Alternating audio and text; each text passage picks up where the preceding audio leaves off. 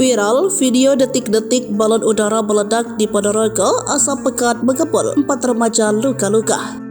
Sebuah video memperlihatkan detik-detik balon udara meledak di Ponorogo, Jawa Timur beredar viral di media sosial. Peristiwa ini tepatnya terjadi di Dusun Buneng Tengah, Desa Buneng, Kecamatan Balong, Kabupaten Ponorogo, Senin 13 Mei 2024 pagi. Salah satu videonya dibagikan oleh akun Instagram @memomedsos. Dalam video dibagikan, balon udara tanpa awak hendak diterbangkan oleh sekelompok orang. Mereka menyalakan api pada bagian di bawah tali yang terjuntai. Sesaat setelah menyalakan api, orang-orang tersebut pun berlari menjauh. Naas balon udara itu seketika meledak saat orang-orang tersebut belum sempat berlari terlalu jauh.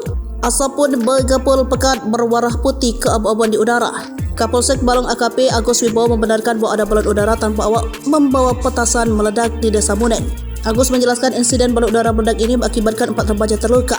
Beberapa di antara korban yang terluka memilih untuk pulang, sementara ada pula yang dibawa ke klinik kesehatan dan IGD RSUD Dr. Harjono. Insiden balon udara meledak ini menggegerkan warga setempat karena letusan terdengar hingga satu wilayah desa.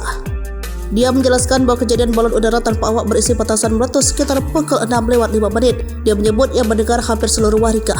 Setelah ada insiden tersebut, warga setempat pun langsung menghampiri lokasi. Salah satu korban yang dilarikan ke RSUD Dr. Harjono bernama Ilham Nugroho, 16 tahun. Dr. IGD RSUD Dr. Harjono Ponorogo, Dr. Agustina Wulandari mengatakan Ilham mengalami luka-luka yang cukup parah hingga 63%.